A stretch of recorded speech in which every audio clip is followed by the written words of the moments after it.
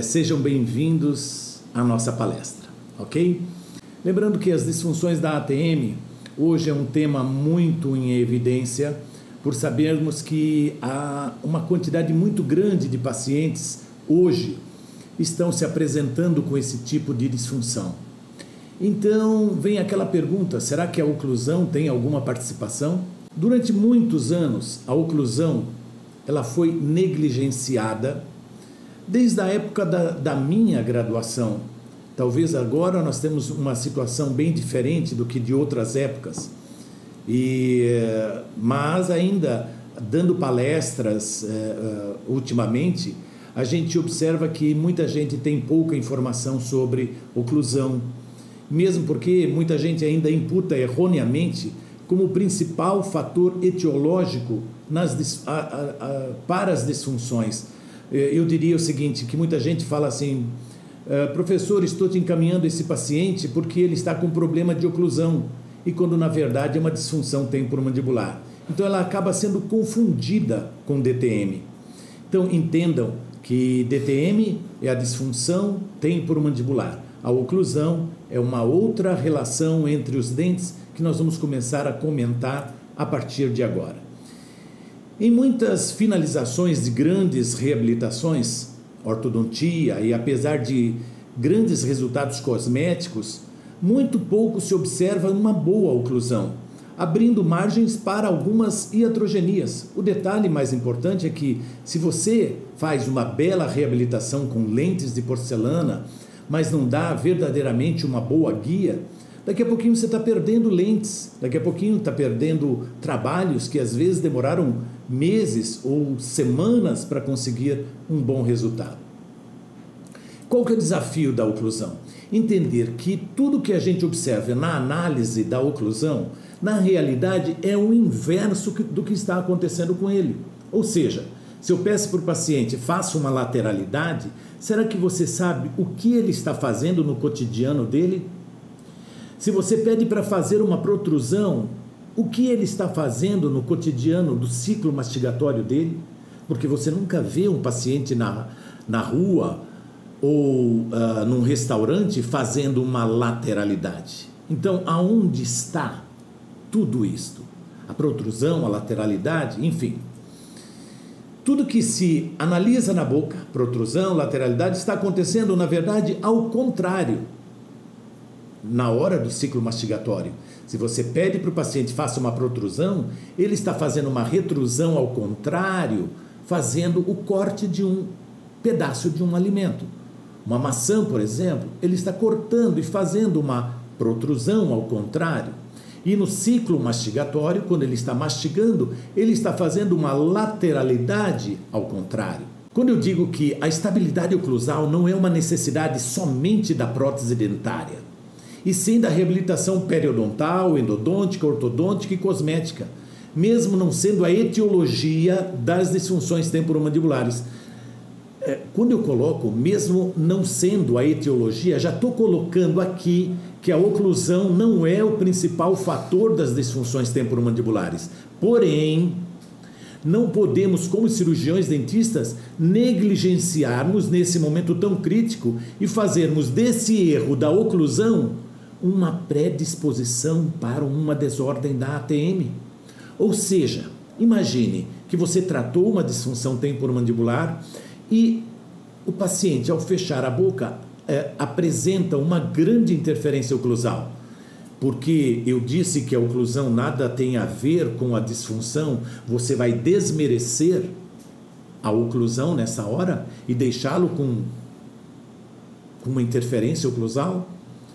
Nós, na odontologia, temos a obrigação de estabilizarmos tudo, seja a condição neuromuscular do paciente, seja a qualidade de vida e seja também um bom ciclo mastigatório. Quando eu digo isso, eu estou falando do quê? Uma boa oclusão. Vamos entrar um pouquinho agora em disfunção temporomandibular. Não é uma doença, e sim situações neuromusculares, musculoesqueletais, exercendo atividades atípicas com o envolvimento da ATM, dos seus músculos e de todos os tecidos associados a ela. Por quê? Quando essas estruturas entram em atividade que não é a que ela foi preparada para isso, nós vamos ter um mau funcionamento. E o mau funcionamento é a própria palavra disfunção. Então, veja bem, seguindo o último critério de diagnóstico em 2013, os sinais são, por exemplo, os ruídos na articulação e os sintomas, as dores na face, limitação de abertura bucal e uma série de situações que nós vamos falar daqui a pouquinho. Podemos encontrar pacientes com uma péssima oclusão e sem disfunção da ATM, ao passo que também encontramos pacientes com uma oclusão perfeita, mas com muita disfunção da ATM. Então, mas espera aí, aonde está então o X dessa questão? Vamos ver aqui onde tudo acontece na ATM. Quando eu digo isto, observem esta condição. Eu estou vendo a ATM fazendo seu trabalho real. Então, quando eu digo isso, estou vendo aqui a fossa mandibular, a cabeça da mandíbula e o disco articular. Observem a linha mediana ou a abertura feita da forma correta. Então, o que eu preciso na realidade é ter esta condição. Observem aqui o conduto auditivo, e eu já estou apresentando o conduto auditivo porque daqui a pouquinho eu vou falar de sintomas. Aqui é a fossa mandibular, porque daqui a pouquinho eu vou falar também de ressonância magnética. Então preste atenção nessas características anatômicas que eu estou apresentando a vocês. Então, eu tenho, na realidade, a fossa mandibular, a cabeça da mandíbula, os ligamentos que limitam o movimento do disco articular, e isso tudo dando condições do paciente abrir a boca num alinhamento correto. Muito bem, aqui é onde tudo acontece. Aqui é a fossa mandibular. Em fase embrionária, a gente até observou nos estudos que existia na fase embrionária uma ligação entre a ATM e o conduto auditivo, que depois veio a se unir, e hoje nós temos a ATM do lado de cá e o conduto auditivo e uma fissura petrotimpânica. Muito bem, quando nós falamos em ATM, evidentemente, nós temos que observar que essas características anatômicas, muitas das vezes, acaba levando a uma condição totalmente atípica, de tal forma o paciente ter situações de dor, de mau funcionamento, tudo desencadeado por esse tipo de problema. Esse é um filme antigo que até hoje ele é apresentado em muitas palestras e cursos, mostrando aí uma dissecação de uma ATM, onde nós temos aqui a fossa mandibular, a cabeça da mandíbula e aqui o disco articular, a qual eu me referi agora há pouco. Então nós estamos vendo na realidade, observem os ligamentos retrodiscais e no final desse movimento nós temos o conduto, aqui em cima o conduto auditivo. A oclusão pode predispor, mesmo não sendo a principal etiologia dos diversos tipos de disfunção da ATM. Quando eu digo isso, eu quero dizer o seguinte,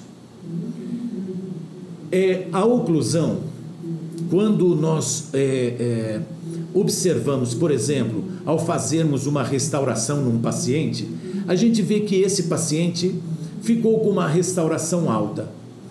E você simplesmente desmerece essa condição e depois de alguns dias o paciente chega dizendo para você, doutor, olha, eu estou com um cansaço muscular muito grande nessa articulação, depois que o senhor fez um cansaço muito grande, depois que o senhor fez essa restauração.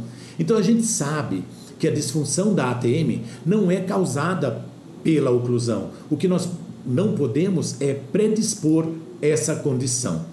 Quando eu digo isso, eu quero dizer que em situações complexas, por exemplo, é sempre importante perguntar ao paciente, numa rápida e despretensiosa anamnese, se ele possui algum tipo de sintoma de disfunção. Se o paciente chega para você dizendo assim, doutor, eu vim aqui fazer uma profilaxia, eu vim aqui fazer um clareamento dental, e você observa que esse paciente ele está com alguma fisionomia de um sintoma qualquer.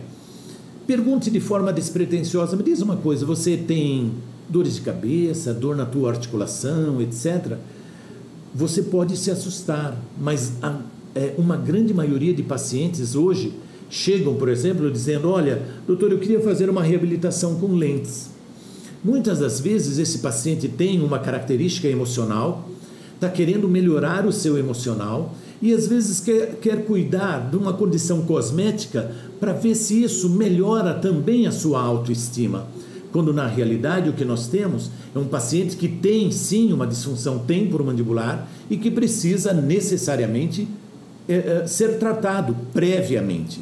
Na verdade, as disfunções temporomandibulares é caracterizado por hiperatividades decorrentes de hábitos parafuncionais, bruxismo cêntrico ou excêntrico, ou então apertamento dental, como me perguntaram também, se o bruxismo cêntrico também é um apertamento dental, desencadeado na maioria das vezes por fatores emocionais. Observem os fatores emocionais aparecendo aqui.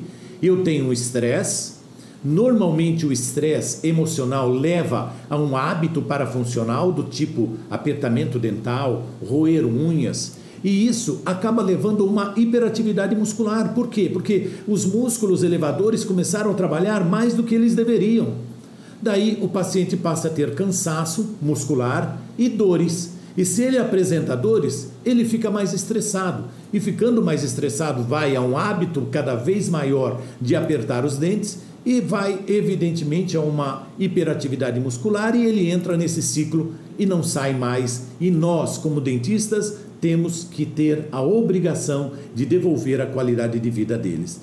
Óbvio, tem muita gente que diz assim, não, eu não tenho interesse em tratar uma disfunção temporomandibular porque não é a minha especialidade, mas hoje é obrigação nossa nós termos a necessidade de devolvermos qualidade de vida.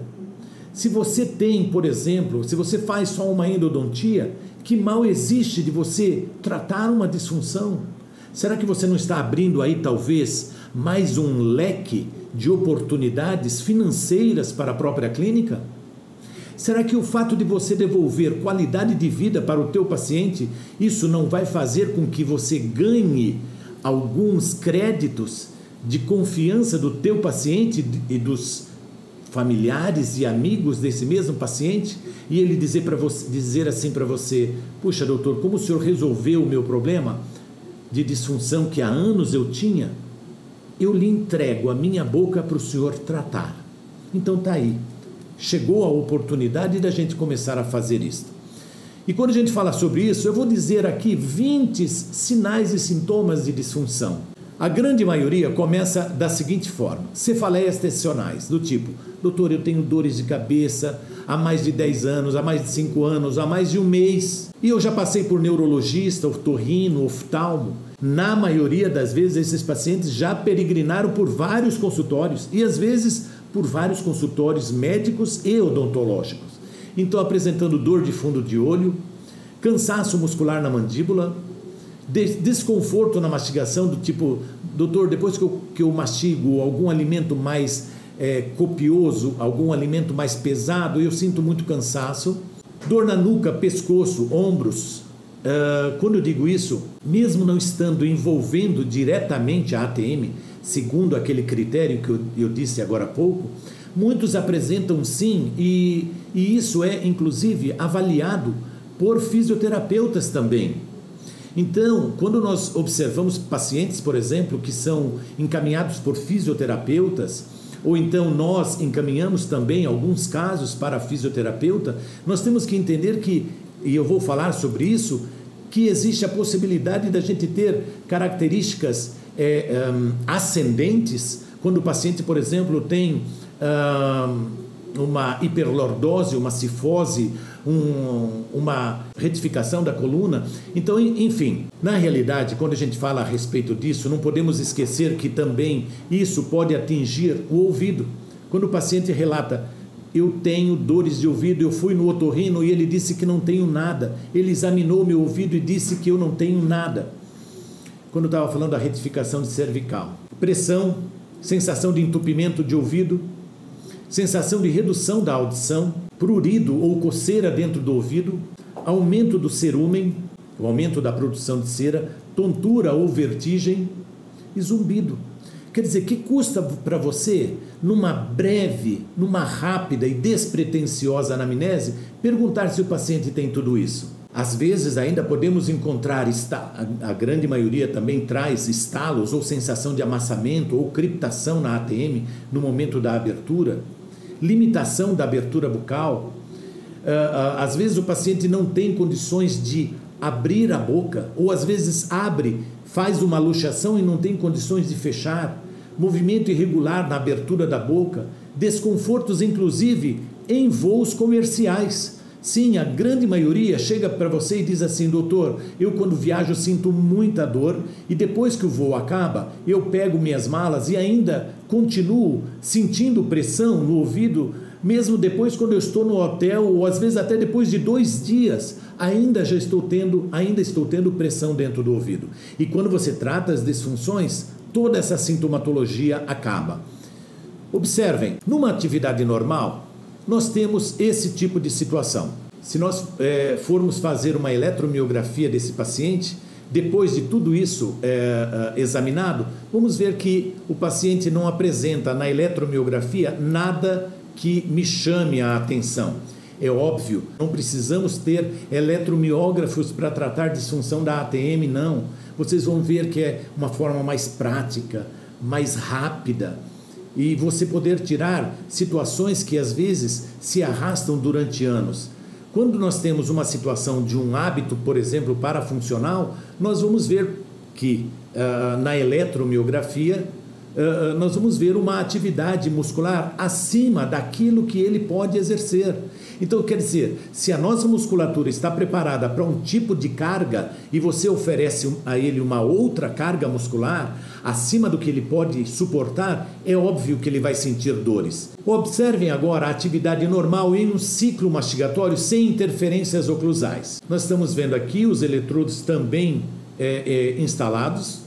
E nessa instalação a gente observa que mesmo o paciente desencadeando ou fazendo todo o seu ciclo mastigatório, só um lembrete, observem aqui quando eu falei da lateralidade ao contrário, olha o ciclo mastigatório a que eu me referi agora há pouco. Então eu tenho uma lateralidade ao contrário, isso está fazendo parte de um ciclo mastigatório. E observem que nós não temos qualquer tipo de atividade anormal. Agora, se eu tiver com toques prematuros, por exemplo, existe uma grande possibilidade do quê? Da gente ter também características de hiperatividade muscular. Então, se existe essa necessidade, essa possibilidade de eu ter, por exemplo, um lado tocando e o outro não, como vocês estão vendo, é óbvio que isso vai gerar.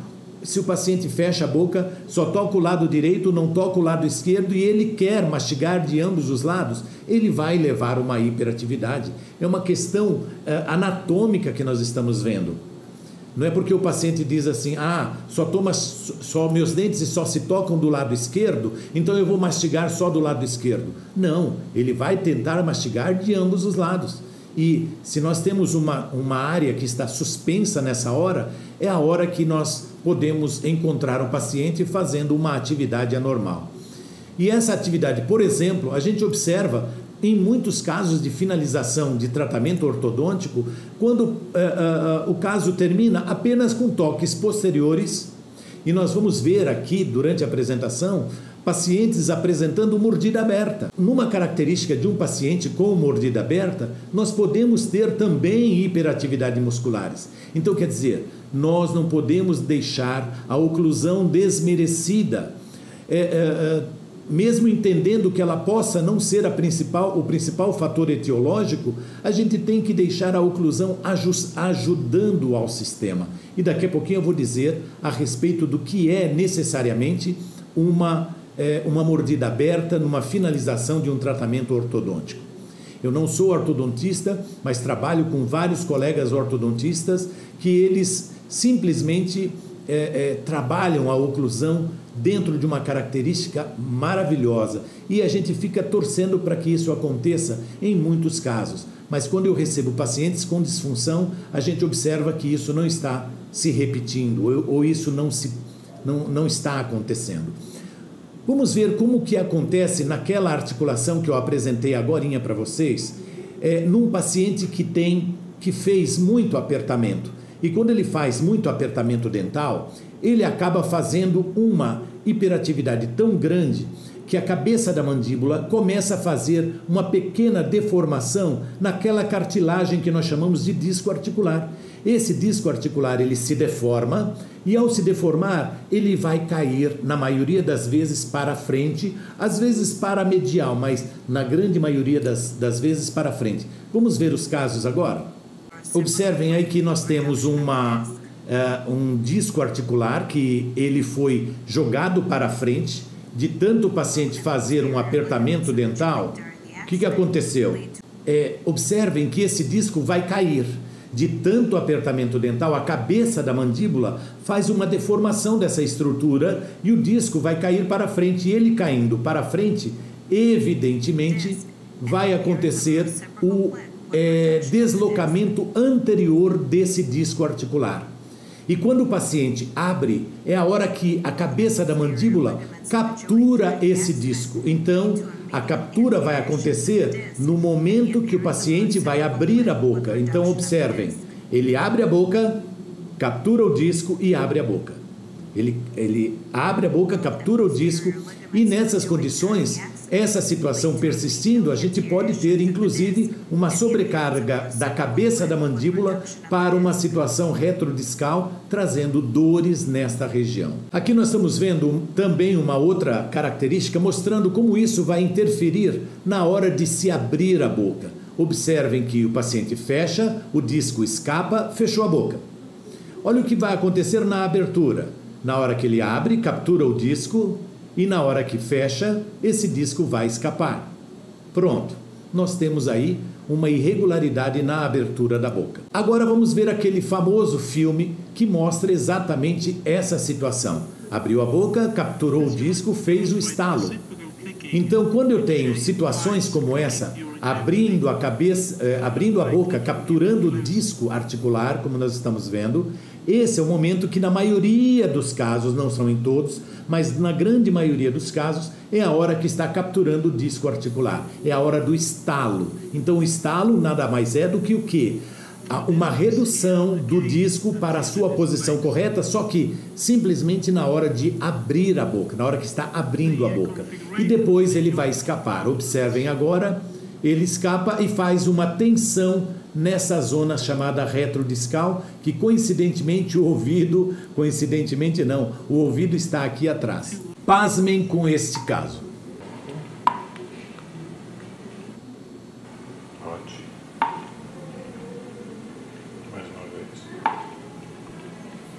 Que tal? Eu posso dizer para essa paciente que isso é normal e que ela tem que ficar com isso para o resto da vida dela? E o comprometimento social de tudo isso? Nós, como dentistas, vamos fazer o quê? Desmerecer? E dizer para ela, olha, conviva com essa situação? Olha aí. Se apenas fosse o comprometimento social e a dor. Observem. A última agora, essa é a última.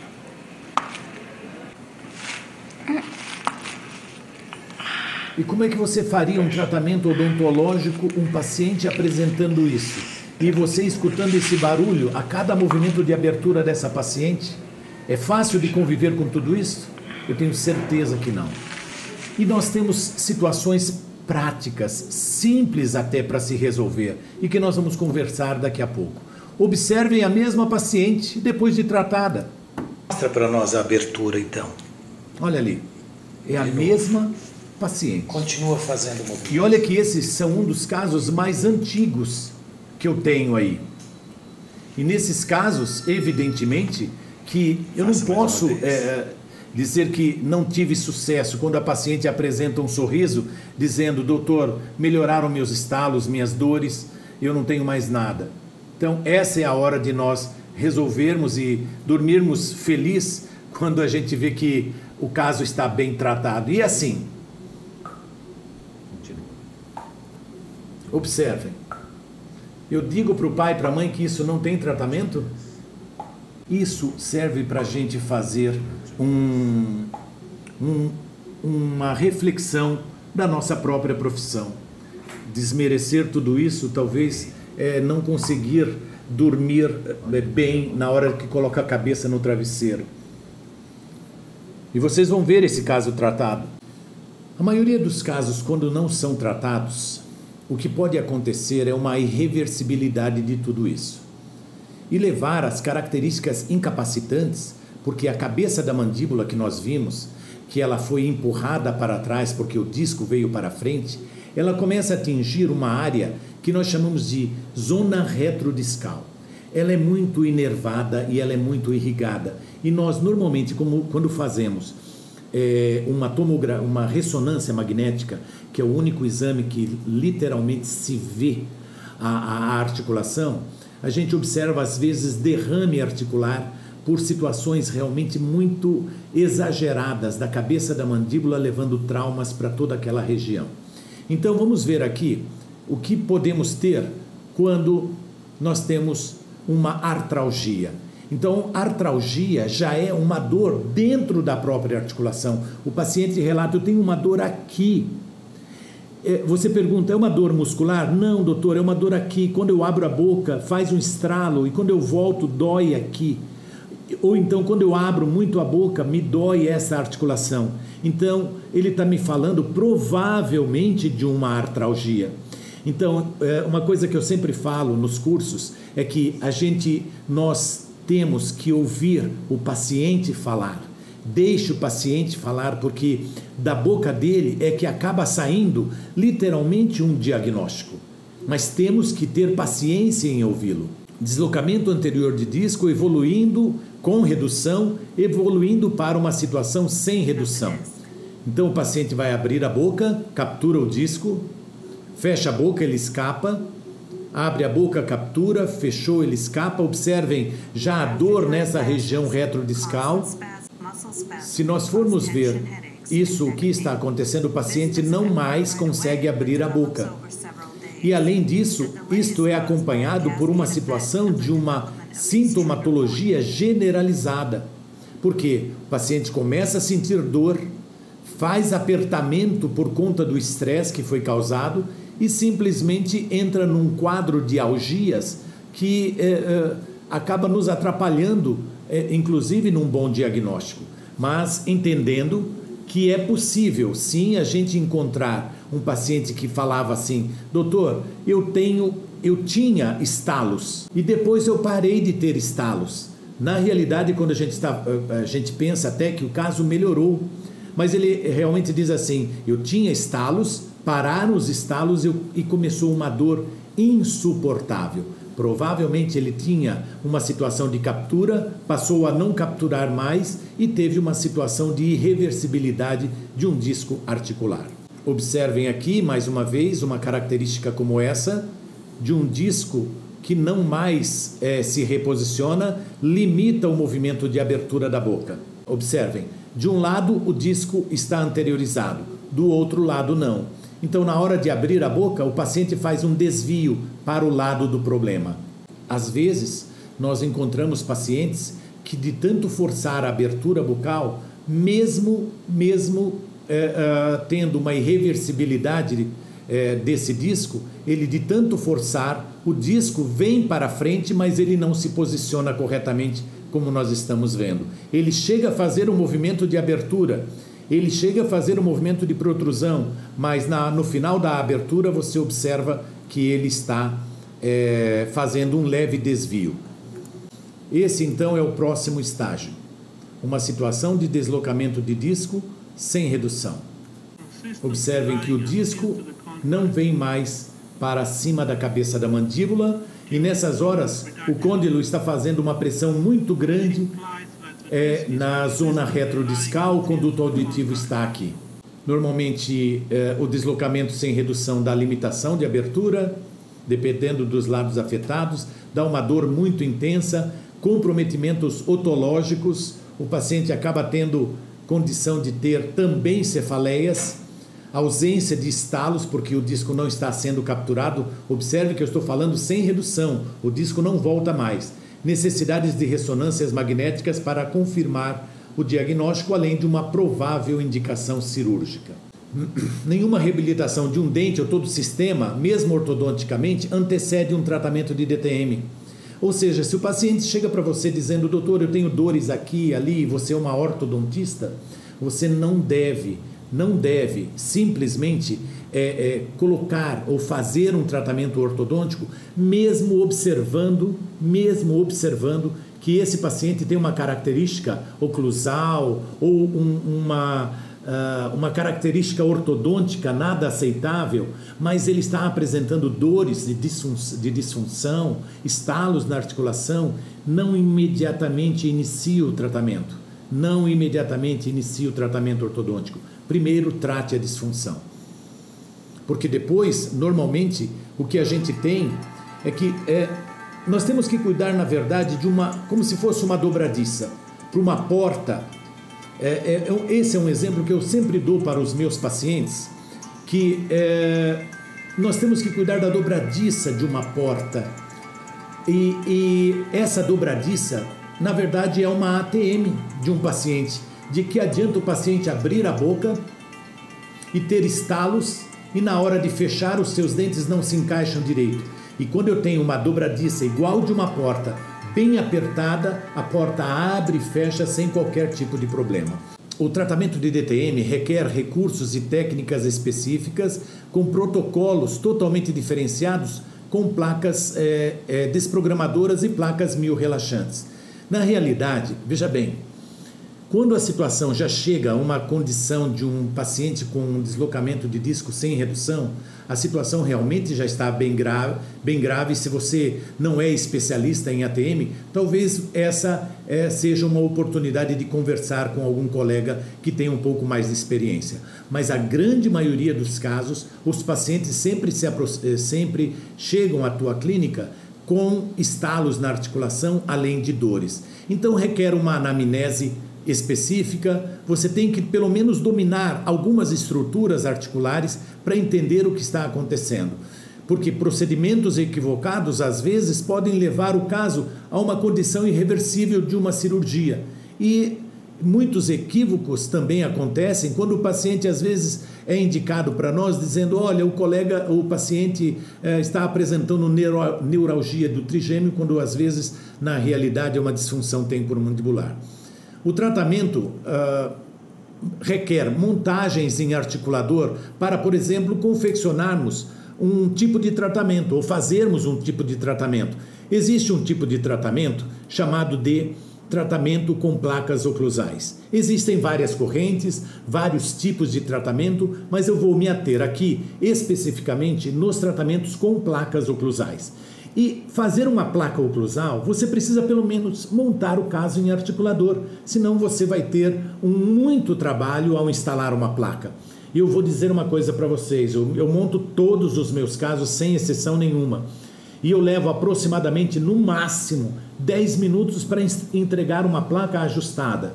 E vou depois passar uns 40 minutos conversando com ele a respeito do protocolo que nós vamos fazer para o tratamento específico dele. A conclusão de um tratamento pode requerer também um encaminhamento para um ajuste oclusal ou um tratamento ortodôntico ou até uma reabilitação oral completa.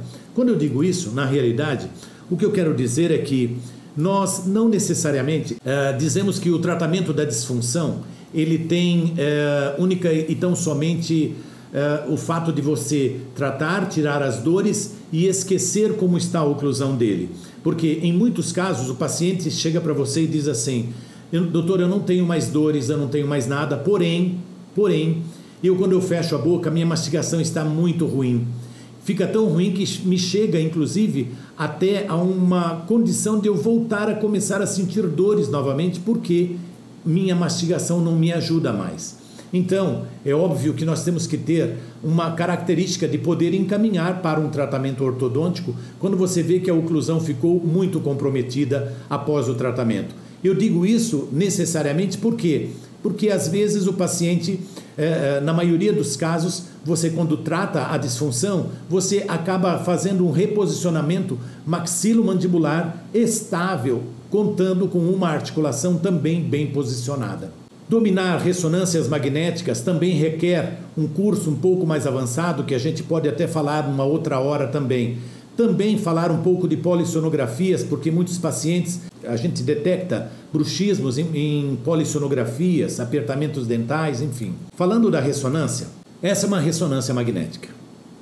Daí tem muita gente que fala, doutor, eu não entendo nada de ressonância magnética. É óbvio que também precisamos conversar melhor a respeito de tudo isso. Mas aqui dá para, pelo menos, se imaginar um conduto auditivo, uma fossa mandibular, uma cabeça da mandíbula e o disco aqui, numa condição escura, que tem um nome específico.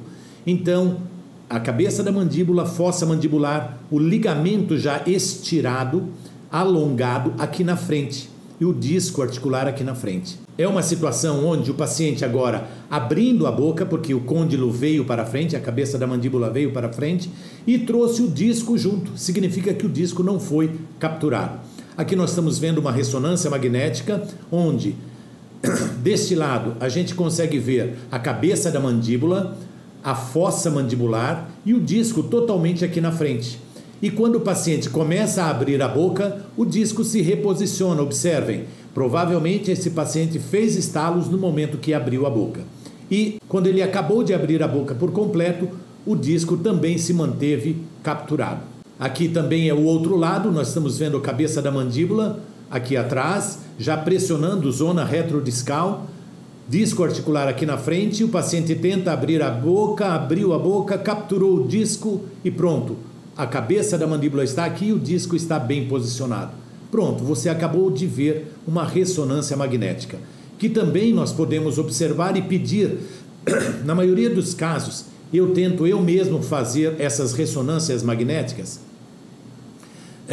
nas clínicas, por entender que eu quero eu mesmo ver determinados cortes. E aqui eu estou vendo um paciente abrindo a boca, capturando o disco, como nós estamos vendo aí, a boca fechada, o disco anteriorizado, e na abertura captura o disco. Existe uma característica também, quando nós temos um tipo de sintomatologia onde o paciente relata dores na região do pescoço, onde nós temos aqui a famosa síndrome de Eagle, quando eu tenho uma calcificação desse ligamento estilomandibular. Mas também é assunto para um outro bate-papo. Bom, a gente sabe que a DTM possui várias etiologias, ascendentes, descendentes, nos casos das fisioterapias, e inclusive precisamos contar em muitos dos casos com a colaboração da fisioterapia, mas na maioria das vezes nós temos um fator emocional presente e isso leva a uma característica de apertamento dental. Falando um pouco do bruxismo, talvez seja uma das principais causas das disfunções. Temos o bruxismo do sono e o bruxismo de vigília, ou quando o paciente está acordado, que às vezes ele pode ranger os dentes ou simplesmente apertar os dentes, ou às vezes nem tocar os dentes, mas apenas contrair os músculos elevadores. Então nós temos uma característica de hiperatividade. Observando aqui, pronto, nós temos aqui uma característica de um bruxismo e agora vocês vão ver aquele menino novamente e nós vamos ver qual era a causa verdadeira desse paciente, daquele paciente que apresentava o bruxismo excêntrico, que apresentava, desculpe, o estalo, e vocês vão ver ele aqui agora fazendo a etiologia do problema dele.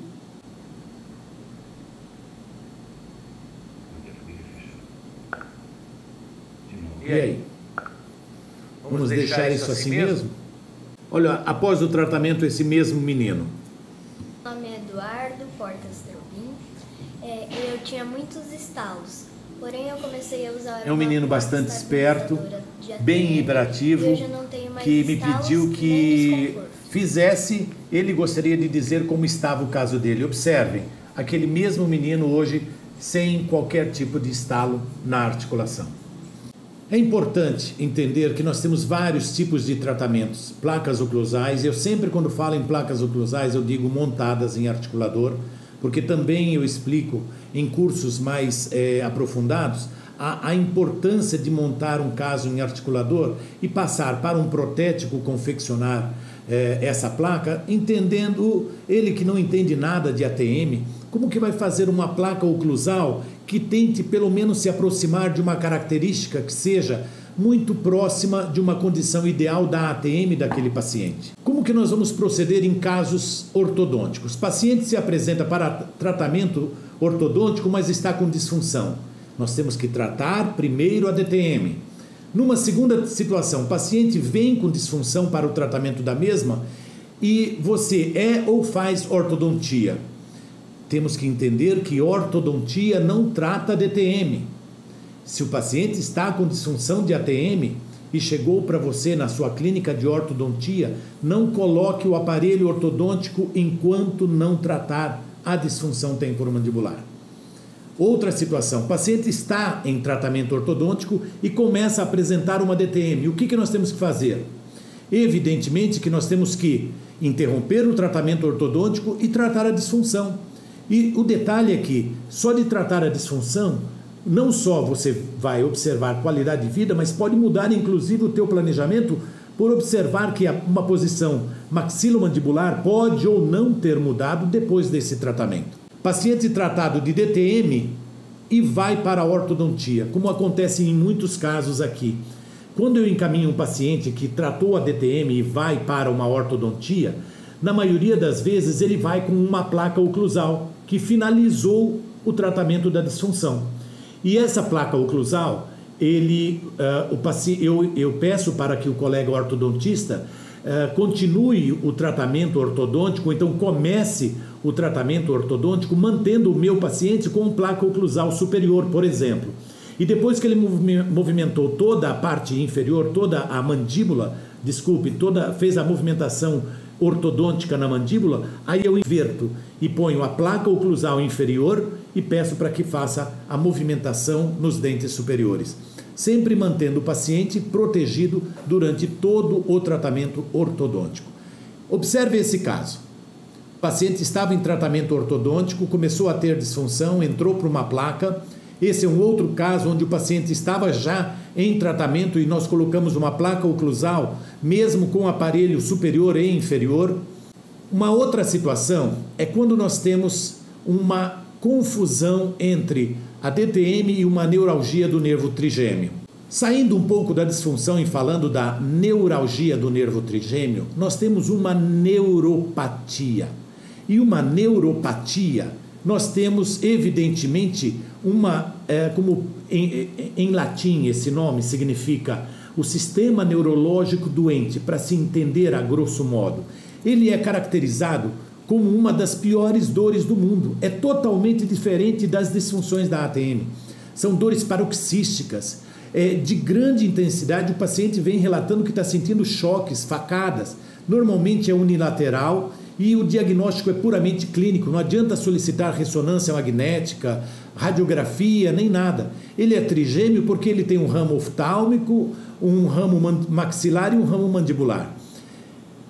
As etiologias ainda é muito questionado e existe um grande enigma em tudo isso. Sabendo que ele é um nervo misto, sensitivo e motor, a gente acredita que haja uma compressão da raiz do quinto par do nervo craniano, que é o nervo trigêmeo, causando uma desmielinização local, causando impulsos ectópicos ou também às vezes a proximidade de alguma artéria.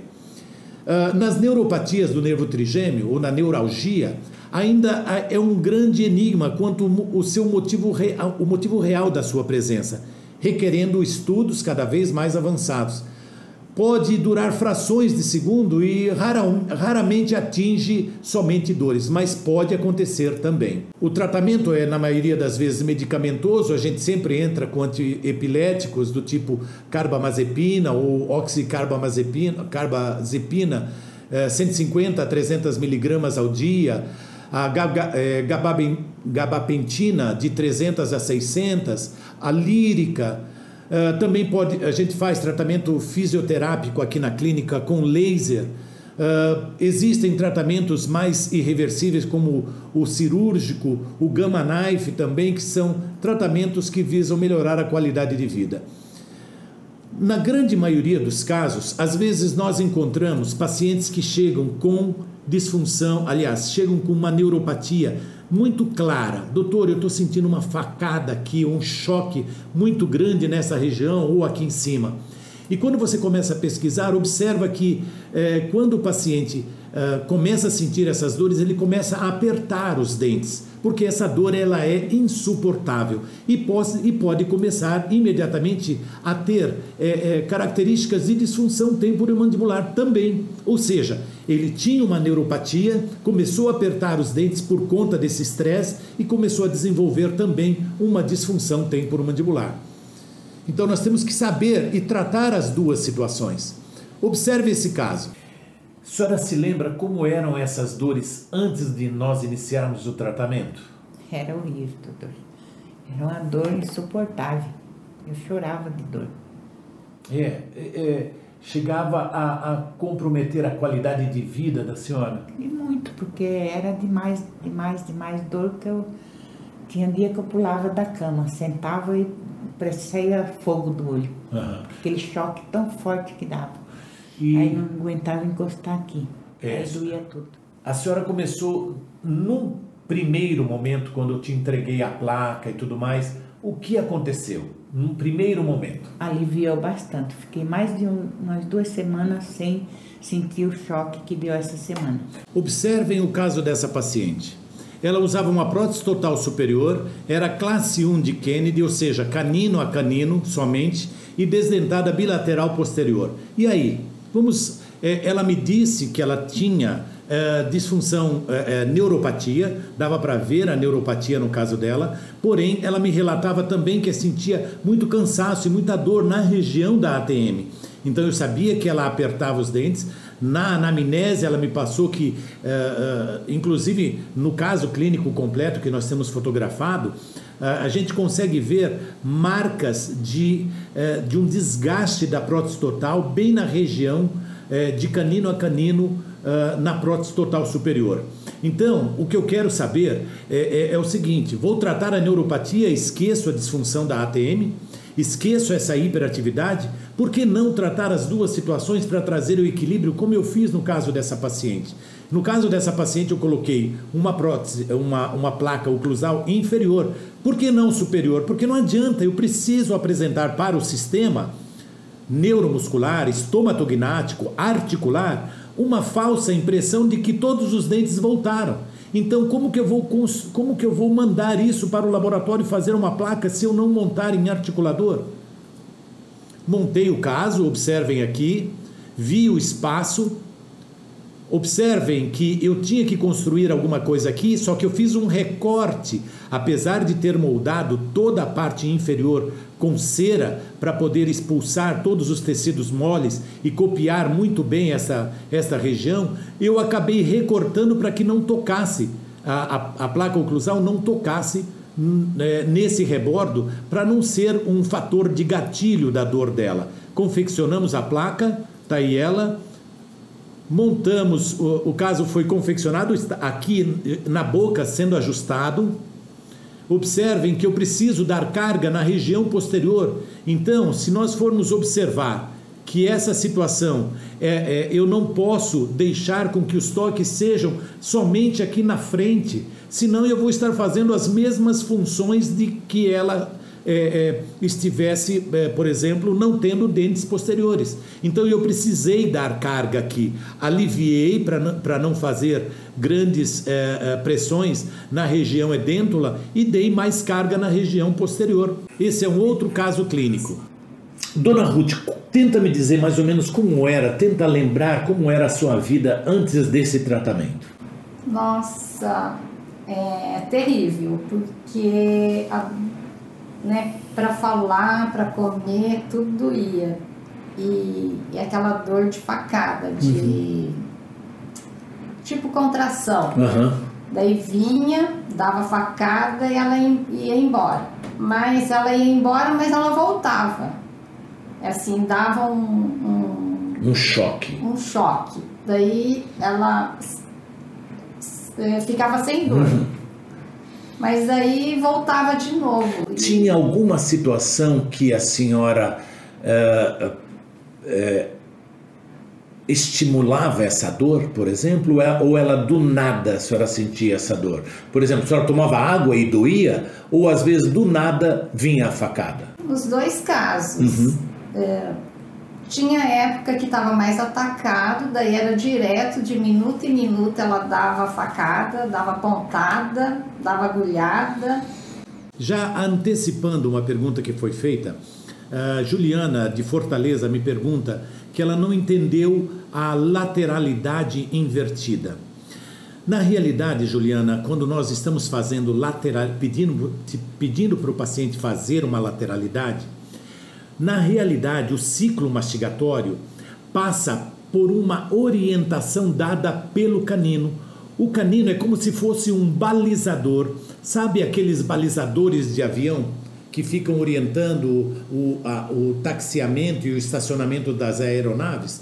É exatamente isso que o canino faz. O canino orienta o ciclo mastigatório. Então a posição estratégica dele é para ensinar qual é o ciclo mastigatório. Vamos imaginar o seguinte, que você simplesmente acresça na face palatina do canino superior uma grande quantidade de resina para fazer um teste, mas não deixe alto, ou seja, o paciente abre e fecha a boca, não sente que está alto, porém na lateralidade você mudou radicalmente.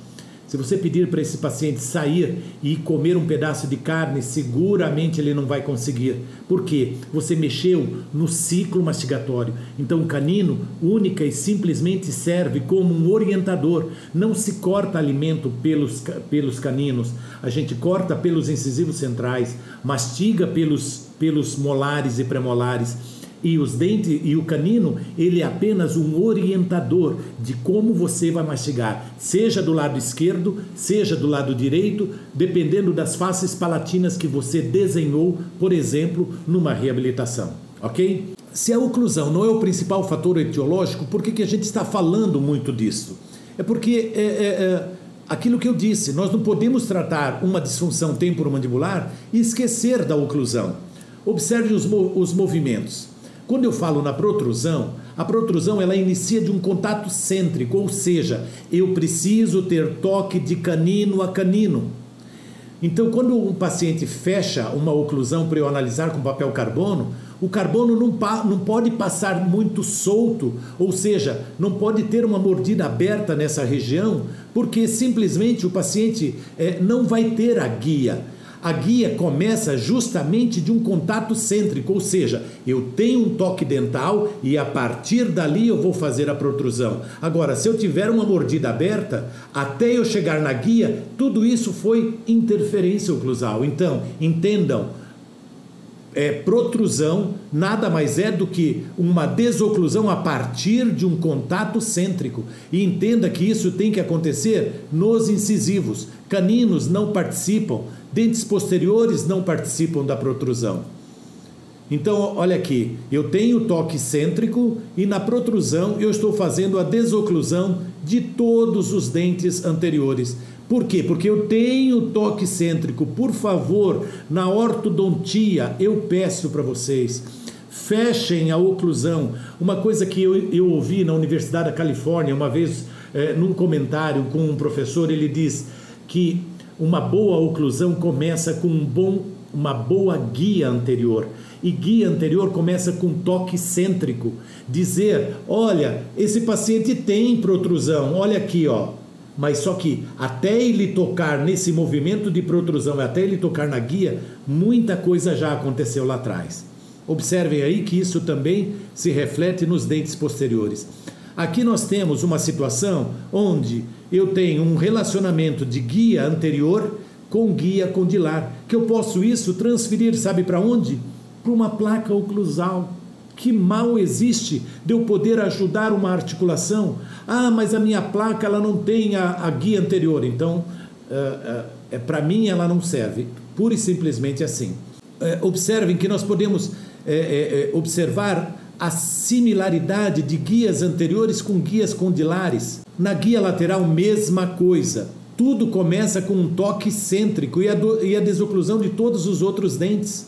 Então aqui nós estamos vendo, olha, uma desoclusão do canino, mas começou por um toque cêntrico, uma desoclusão total de todos os dentes. Então, por favor, deem toques de canino a canino.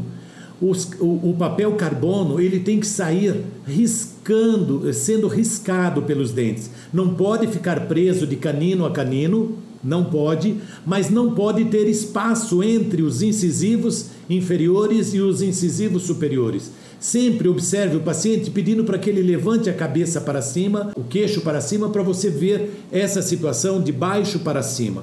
É aquilo que eu estava explicando. Observem a guia lateral no canino sendo executada. Vocês observaram um toque cêntrico a partir daí, um toque cêntrico. E não é o que a gente observa na grande maioria das finalizações de reabilitações e finalizações de tratamentos ortodônticos. Aí a mesma coisa, uma proteção recíproca, caninos protegendo articulações. Observe que a oclusão dental nada mais é do que o reflexo do que está acontecendo no ciclo mastigatório. Então eu tenho que ter uma protrusão, tenho que ter uma guia onde os caninos balizam tudo isso. Observem aqui, olha ali. Observe o movimento do lado direito aqui do seu vídeo. Desculpe. Observem, aqui nós estamos vendo uma atividade muscular, quando o canino ele trabalha de forma correta. Olha aqui, Juliana, quando eu falei para você do canino ao contrário, a função do canino ao contrário, tá? A função contrária que a gente observa e aquilo que ele faz no cotidiano dele. Quando eu tenho, por exemplo, aqui, estou vendo que na finalização, uma outra situação muito importante, a gente não vê na grande maioria de tratamentos ortodônticos ortodontistas com papéis carbonos do tipo acufilme, ou seja, para observar se conseguiu ponta de cúspide em fundo de fossa. E daí o que a gente observa? Dentes que estão com eixos de inserção ou encaixe totalmente variado. E aí a gente observa tratamentos ortodônticos que depois não deram certo porque os dentes fizeram uma recidiva. Por quê? Porque talvez não tenha sido feito uma boa oclusão nesta hora. Para se entender o que é uma oclusão cêntrica, vou pedir para que vocês façam o seguinte. Abram e fechem a boca agora, tentando mentalizar como é a sua oclusão cêntrica ou a sua oclusão habitual. Fizeram isto? Agora vamos fazer o seguinte. Vamos observar agora que na oclusão cêntrica nós temos toque de todos os dentes, como vocês estão vendo. Então existe uma outra posição sem ser oclusão cêntrica? Nós temos. Isso significa dizer que nós podemos observar isso durante um tratamento ortodôntico a cada visita desse paciente, podendo finalizar o tratamento dele numa relação cêntrica melhor. Isso, quando eu digo relação cêntrica, vamos ver o que é uma relação cêntrica. Eu vou pedir agora para vocês fazerem o seguinte. Vocês vão levantar a cabeça para cima e levantar a cabeça para cima, deixar a mandíbula se soltar ou deixe a mandíbula solta. Comece a fazer um pequeno movimento de fechamento da boca sem tocar os dentes durante 6 vezes. Abra e feche a boca com a cabeça estendida para trás e abrindo e fechando a boca 6 vezes. E na 7ª vez, você toque os dentes muito lentamente. Quando observaram essa situação, ao fechar na 7ª vez, observaram uma situação totalmente diferente da oclusão cêntrica. Isto é a relação central. Então, observem que eu tenho uma outra situação que muitas das vezes é desmerecida. E a gente pode pedir, e pode conseguir isso no paciente, num tratamento ortodôntico, pedindo para que ele, antes de você atendê-lo, peça para que ele solte a mandíbula na sua clínica. Enquanto você prepara outro, ou então vai ver um outro paciente, peça para ele fazer 4, 5 vezes isso, 6, 7 vezes. Aí quando ele fechar, você vai ver uma posição mais próxima de relação central. Talvez agora você esteja vendo aquilo que nós observamos na hora desse teste que eu mostrei para vocês. Observem, A articulação estava desposicionada levemente. Daí você pediu para o paciente abrir e fechar 6 vezes, 7 vezes e observe o que aconteceu. Ao fechar a boca, ele vai tocar numa situação diferente da oclusão habitual. Só de levantar a cabeça. Então essa desprogramação você pode fazer várias vezes na sua clínica. Esse é o primeiro contato da relação cêntrica. Talvez seja ela a posição ideal para você começar a avaliar como é o seu planejamento, por exemplo, para um tratamento ortodôntico. Ou tem muitos colegas que comentam comigo, mas eu sempre faço a técnica de manipulação de Peter Dawson. Ótimo, se você domina essa técnica, ótimo. Mas você pode pedir para o paciente deitado, levantar a cabeça, soltar a mandíbula e fazer. Mesmo porque isso também, a manipulação, ela é totalmente contraindicada quando o paciente tem alguma desordem na ATM ou tem uma condição neuromuscular já comprometida. Então, utilize-se deste artifício que também é uma situação muito importante. Observem esse caso clínico. Essa paciente chegou com dor, eu tratei a disfunção, montei o caso no articulador, fiz uma placa oclusal, depois da desprogramação eu remontei novamente porque eu não estava acreditando no que eu estava vendo. Pura e simplesmente, a paciente, quando ela foi para uma posição assintomática, ela tocava somente terceiros molares. O que eu tive que fazer? Imediatamente pedir para que se removesse esses terceiros molares. Essa abertura que a gente observou nos modelos montados em articulador, observem aqui a paciente numa posição centralizada e depois o que aconteceu? A mandíbula sai da posição quando ela vai para a máxima intercuspidação. Observem que a mesma condição que eu vi no articulador estou vendo também na boca. Então, pedi para que se fizesse a extração de terceiros molares. Um outro detalhe muito importante. Tem muitos colegas que me dizem assim, doutor, eu pedi para que fizesse a extração de terceiros molares, porque ele era o causador. Quando na realidade, o terceiro molar nem não erupcionou, nem está participando do ciclo, então pede para fazer porque acha que o terceiro molar é o causador de uma disfunção temporomandibular. Nesse caso que eu acabei de mostrar, sim, o caso foi desprogramado e nós observamos na remontagem do caso que ele estava totalmente interferente no caso. Então, solicitei a extração do terceiro molar e ela continuou depois sem precisar fazer qualquer tipo de procedimento.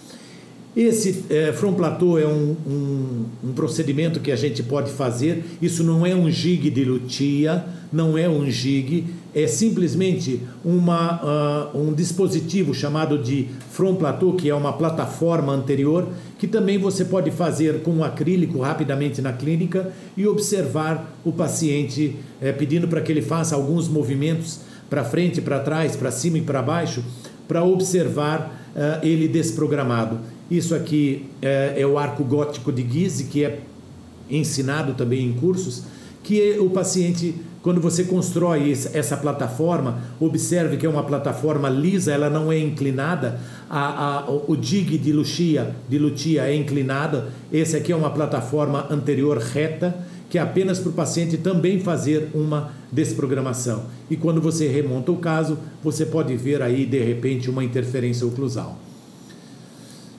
Temos que ter muitos cuidados na relação da manipulação. E observem o paciente depois de tratar a disfunção e desprogramado, porque você de tratar a disfunção ganha de quebra a desprogramação. E desprogramação significa o quê? Articulação reposicionada e uma relação maxilomandibular talvez bem modificada. Um paciente com disfunção estava em tratamento ortodôntico, foi interrompido para tratar a disfunção. Jarabach, em 1956, já falava de uma placa oclusal. Então, quer dizer, nós não podemos desmerecer essa condição. Olha o paciente na oclusão habitual, antes de iniciar o tratamento, ele na máxima intercuspidação, aqui. E agora observem após a desprogramação. Ele mudou a relação de molares, mudou a relação de caninos, mudou a classificação dele. Olha ele na habitual, olha ele na relação cêntrica. Esse outro caso estava programado para uma cirurgia. Olha depois da manipulação, antes e depois, antes, depois. Esse é um outro caso clínico que depois de desprogramado, esse é um caso que foi feito num curso em Curitiba, se não me engano, onde a paciente apresentava muitas dores e depois de tratado ela passou a fazer esse tipo de relação e nós fizemos uma reabilitação. Eu pedi para os alunos que faziam parte de um curso de prótese que fizessem a reabilitação na posição final que se encontrava. Montar em articulador significa reduzir erros. Esse aqui são casos, são articuladores mais complexos, mas nós temos articuladores simples da BioArt, não estou ganhando nada com isso, mas articuladores M4000, por exemplo, são articuladores simples, sem grandes recursos e tudo mais, mas são articuladores semi-ajustáveis que a gente pode muito bem fazer uma placa desprogramadora, uma reabilitação oral sem qualquer tipo de problema. Então, só mostrando aqui na mandíbula também, fazendo uma demonstração de como a gente faz. Na realidade, essa montagem que vocês estão vendo é uma montagem um pouco mais complexa do que aquela que eu ensino no curso. Observem um caso de uma finalização de um tratamento ortodôntico, onde o caso estava quase para ser, o aparelho estava quase para ser removido, e eu observei esse tipo de condição. Parecia até que tinha toques anteriores, que estava alinhado, que poderia até estar bonito, mas quando eu observei de baixo para cima, eu observei o quê? Uma mordida aberta, e nós não podemos ter esse tipo de situação. A gente pode, eu até coloquei um disco aqui só para vocês, só para fins de fotografia, para poder entender como que isso pode acontecer. Você pode até passar um disco para abrir. Isso aqui só para fotografia, na verdade a gente faz uma série de proteções, ou então passar uma lixa e fazer uns strips para conseguir o espaço, para conseguir fazer uma movimentação e ajudar a ortodontia a dar os contatos cêntricos que eu disse para vocês. Algumas considerações na ortodontia. O profissional detentor e encaminhador do caso clínico possui uma responsabilidade solidária na finalização do tratamento ortodôntico. Então, quer dizer, tanto o colega que encaminha quanto o próprio ortodontista são responsáveis por aquele caso. Então, é importante ortodontistas que tenham pinças Miller, pinças do tipo Miller na clínica, para fazer avaliação como que você está terminando esse caso ortodonticamente falando. Ponta de cúspide está em fundo de fossa, você está tendo guias anteriores. Então, quer dizer, é uma situação que nós não podemos deixar para trás. Observem outras situações. Os dois têm que remover juntos, tanto o colega que está indicando quanto o próprio ortodontista. Aqui falando um pouquinho só sobre reabilitação oral e não mais ortodontia, nós podemos inclusive descobrir através de um simples articulador qual é a verdadeira curva de SPI desse paciente. Para isso, evidentemente que nós utilizamos de uma simples bandeira, que pode inclusive ser confeccionada até em madeira, e você colocar em cima de um simples articulador, onde a gente ensina como fazer para descobrir a curva de SPI do paciente. Quando se fala em interferências oclusais, existem 9 tipos de interferências: contatos MSDI, DSMI, contatos em A, contatos em B, contatos em C, interferências de relação cêntrica para habitual, interferências do lado de trabalho, interferências do lado de balanceio ou de lado de não trabalho e interferências na protrusão. Quer dizer, existem vários tipos de interferências oclusais que nós não podemos esquecer isso no cotidiano da nossa clínica. Então, observem que podem existir inúmeras interferências oclusais e a gente esquecer delas, mas seguramente se você tiver algum insucesso no teu caso, provavelmente ele possa ter sido decorrente de uma interferência oclusal.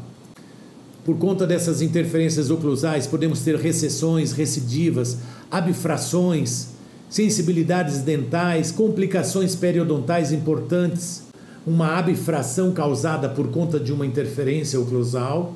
Observem aqui que, por conta da interferência oclusal, prismas de esmalte cairão ou desprenderão do colo do dente superior.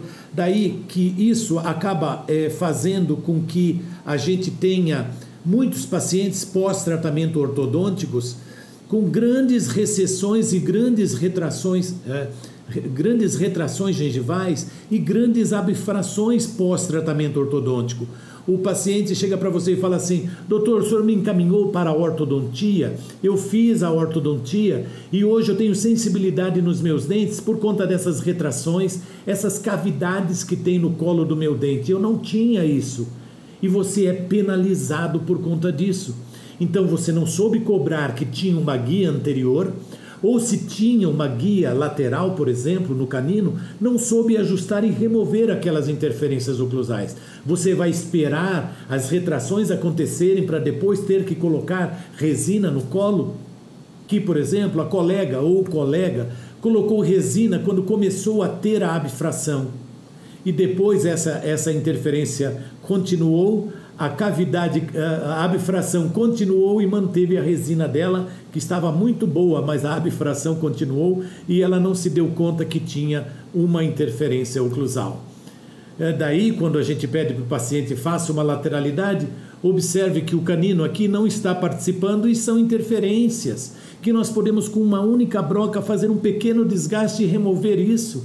Você vai esperar o quê? Não, porque o dente está rígido. Então espere mais um pouco e veja o que vai acontecer ao longo do tempo.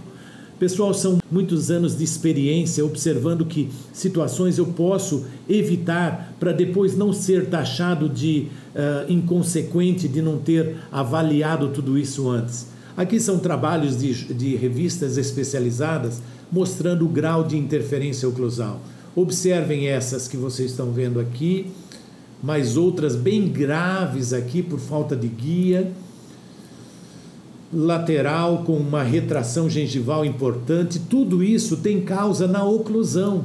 É óbvio que nós estamos falando aqui de pacientes, eu trabalho com um colega chamado Dr. José Peixoto Ferrão, que ele é especialista na área de periodontia, e a gente observa que essas características, quando o paciente já está inclusive tratado por ele, não tem mais doença periodontal, mas estão acontecendo, estão se mantendo as abfrações, ou então ela está prosseguindo as retrações gengivais, as interferências oclusais podem ainda estar presentes. Então daí, Dr. Ferrão me fala: Vitor, esse paciente não tem mais doença periodontal, mas ainda esse dente está com mobilidade ou está com uma retração.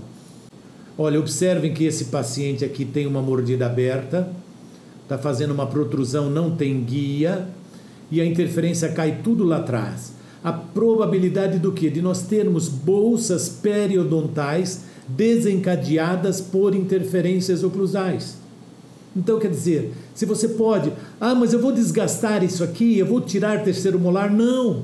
Aplica resina e faça guia aqui na frente, põe uma lente de porcelana. Foi um trabalho que eu tive a oportunidade de ganhar um prêmio em 1997, quando eu desenvolvi naquela época lentes de porcelana invertidos para devolver guias anteriores, num congresso da Sociedade Brasileira de Reabilitação Oral, onde eu eliminei interferências oclusais devolvendo lentes de porcelana naquela época. Como explicar isso?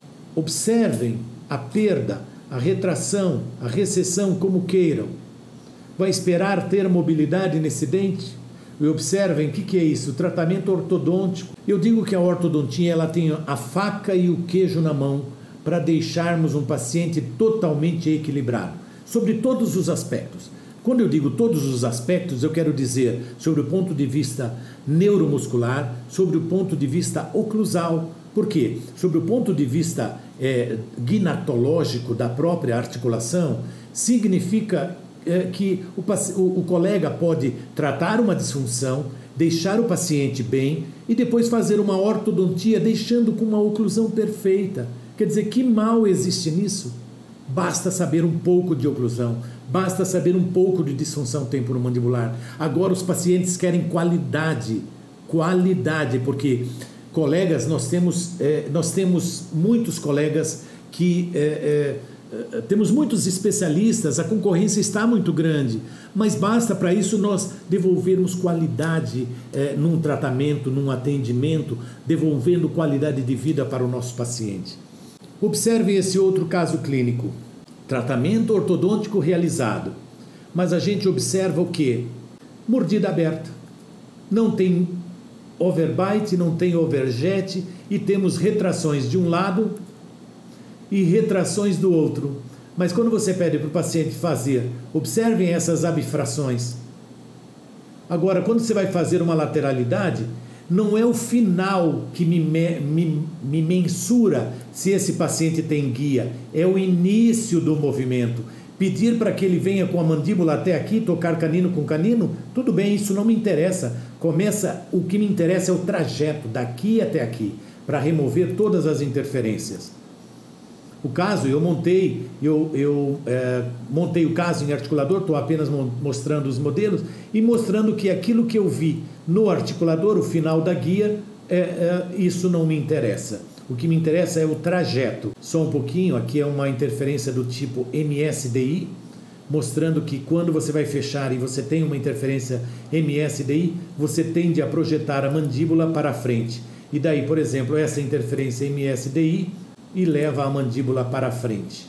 Então, o paciente na relação cêntrica bate aqui, mas para ir para a habitual, ele desloca a mandíbula para frente. A importância de se montar o caso em articulador é um dos principais objetivos de planejamento. Sabem o que eu mais recebo em início de ano? Recém-formados me oferecendo articuladores semi-ajustáveis para comprar. E eu compro por várias razões. Primeiro, porque eu preciso desses articuladores. E a gente vê que os colegas que vendem, os colegas que acabaram de se formar, vendem porque, evidentemente, não estão dominando esse artifício e que é muito importante para os nossos planejamentos. Vamos prosseguir? Já nos últimos casos, como eu disse, a oclusão não é um fator de determinação para a instalação de uma DTM, porque nós temos pacientes com uma péssima oclusão e não tem DTM, e pacientes com uma ótima oclusão e tem uma DTM importante. Se nós formos fazer ajustes oclusais, nós temos que observar que até em simples restaurações, nós temos que fazê-lo bem feito. Dizer para o paciente, olha, ficou alto, amanhã você volta. E, aliás, até amanhã você se acostuma com isso, quando na verdade você pode resolver isso de uma forma bem tranquila. Na finalização de tratamentos ortodônticos, quando alguma deficiência não propiciou uma excelente oclusão, você se utiliza de um papel carbono e faça algum pequeno ajuste oclusal para equilibrar tudo isso. Observe este caso. Foi tratado ortodonticamente. O caso está montado em articulador e que tal? Como vou explicar isso para minha paciente, que tem uma sensibilidade muito grande? E eu indiquei uma ortodontia. Como resolver tudo isso? Então, o que nós partimos, já que ela tinha uma perda óssea importante, nós partimos para ajustar o caso em articulador. Ajustar o caso dela depois de montado em articulador. Após o equilíbrio oclusal, a mesma paciente, com as guias devolvidas, protrusão devolvida,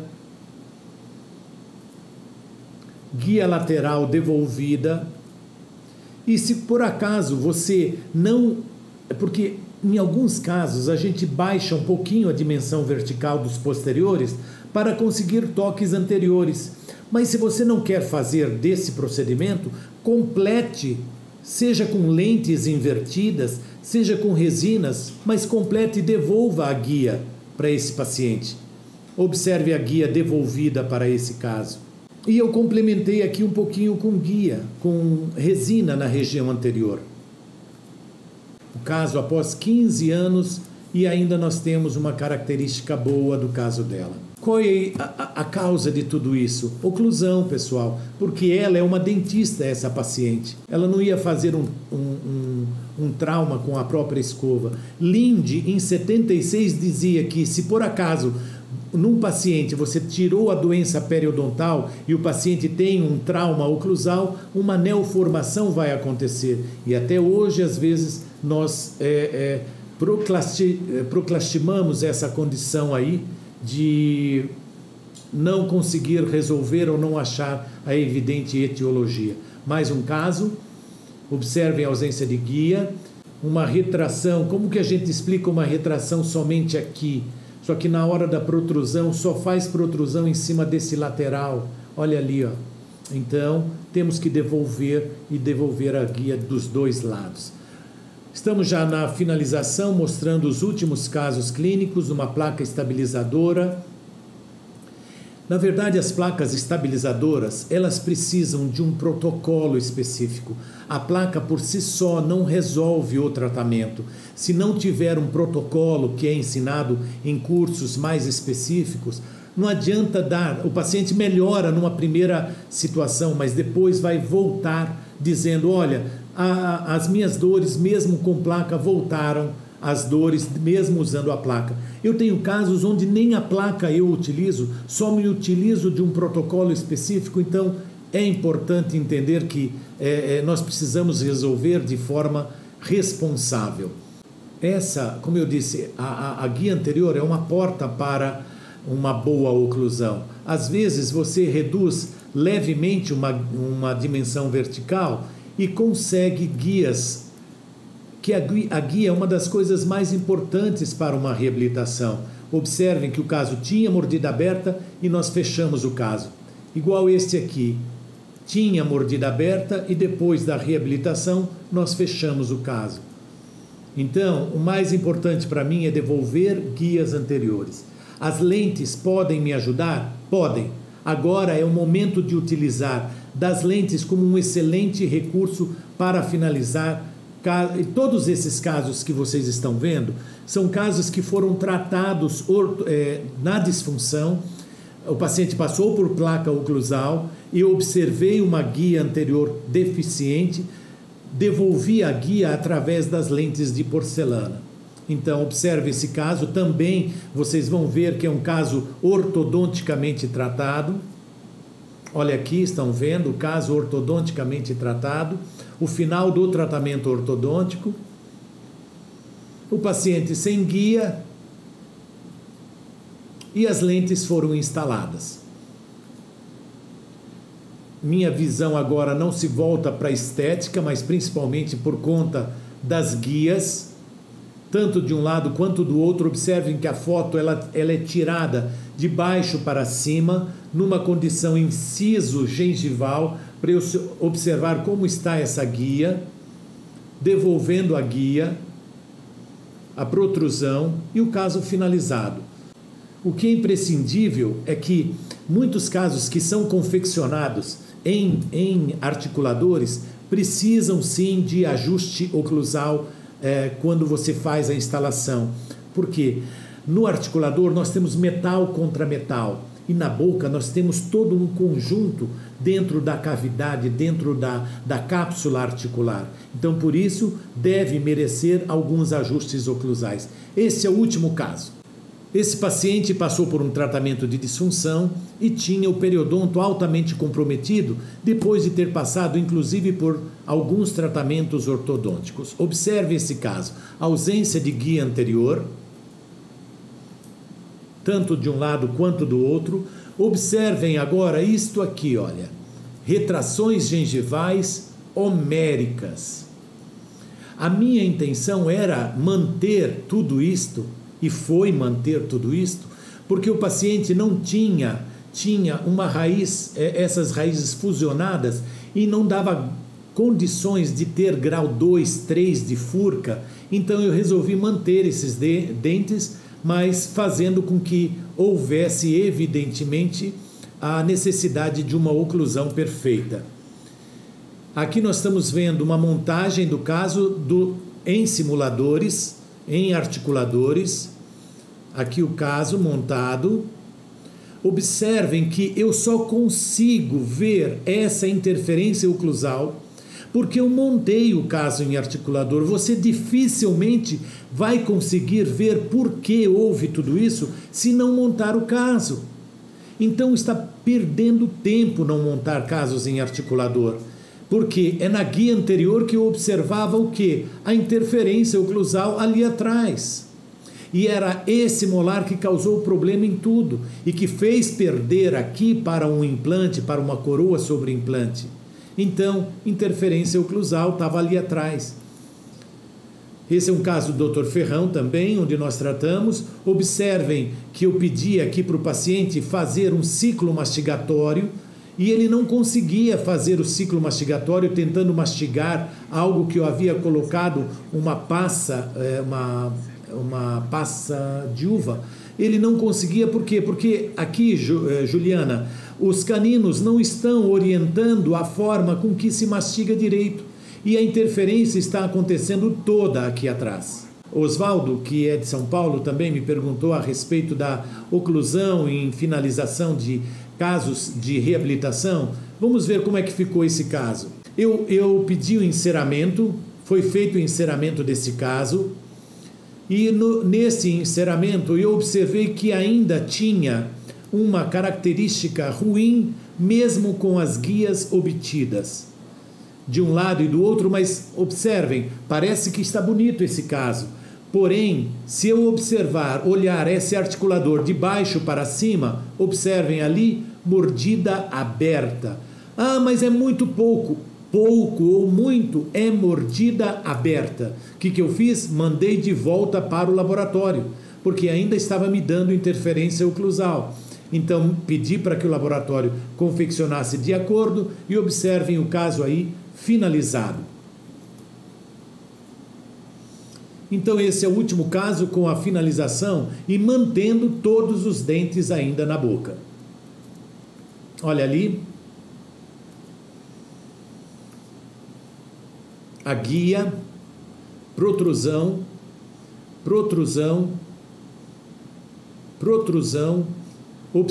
remontei o caso, porque eu não estava me certificando que essa interferência ela ia sair, e observem como ficou lá atrás na protrusão, guia na lateralidade, também confirmado em articulador. E na protrusão, aqui o caso antes e o caso depois. Eu estou aqui finalizando este caso e dizer da importância da oclusão mutuamente protegida. O que significa? Dentes anteriores protegem dentes posteriores de forças horizontais. Dentes posteriores protegem anteriores de forças verticais. Isso significa dizer o quê? Que os dentes anteriores servem para guia. Os dentes posteriores servem para carga pesada. Isso significa dizer que numa oclusão você não pode ter carga posterior carga anterior, ou seja, nos dentes anteriores a mesma carga dos dentes posteriores. Isso significa dizer o quê? Que nos dentes anteriores o papel carbono tem que passar sendo riscado pelos dentes, mas nos dentes posteriores tem que ser livres quando os dentes anteriores protegem, e isso protege todo o sistema. Uma pergunta me aconteceu agora: até que limite eu posso conseguir ajustar a oclusão do paciente após o tratamento ortodôntico? É uma pergunta da Juliana. Ou o ortodontista tem que entregar com esses contatos ideais? Juliana, antes já que entrou nesse slide, uma boa oclusão. A odontologia moderna é capaz de diagnosticar, interceptar, corrigir fatores etiológicos que podem, ao longo do tempo, tornar-se uma bomba de efeito retardado, comprometendo um tratamento que pode ter sido desgastante ao paciente e principalmente ao dentista. A boa oclusão faz com que o caso possa ser, além de tudo, bonito e funcional, prazeroso de ter sido um dia executado. Bom, eu vou responder o caso da Juliana. Juliana, você me perguntou se até que ponto nós devemos fazer ajustes oclusais num paciente pós-tratamento ortodôntico. Se eu fosse te dizer do fundo do coração, a ortodontia me deveria deixar o caso pronto, onde eu sequer deveria colocar um único papel carbono para fazer um mínimo ajuste oclusal. A ortodontia, como eu disse, ela tem a faca e o queijo na mão para deixar a oclusão perfeita, unindo a estética, unindo o ciclo mastigatório com uma oclusão perfeita. Basta para isso, mas eu tenho um premolar que está batendo de topo. Faça uma pequena vestibularização desse dente para fazer com que uma oclusão fique boa para os premolares e não venha desencadear posteriormente uma retração, abfração dental, abfração. Então, até que ponto eu diria para você, quando nós pudermos fazer o mínimo do ajuste é o ideal. Se o caso ainda está em ortodontia, na ortodontia, a minha ideia, a minha opinião é a seguinte: antes do paciente tirar o aparelho ortodôntico, porque o paciente é seu, se você encaminhou, o paciente é seu, então antes de tirar o aparelho ortodôntico, peça para o paciente passar na sua clínica. Avalie junto com a ortodontista a possibilidade de fechar uma possível guia anterior, porque o paciente está com uma mordida aberta. Fechar ou vestibularizar um premolar que está batendo de topo com o premolar inferior, porque como é que você vai reabilitar, como é que você vai ajustar um premolar que está batendo de topo? Não tem como ajustar, mas às vezes pequenas micromovimentações resolvem grandes problemas. E o ideal, evidentemente, é um papel carbono do tipo Acufilme.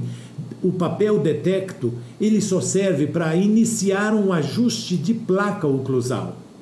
Se é que eu consegui responder.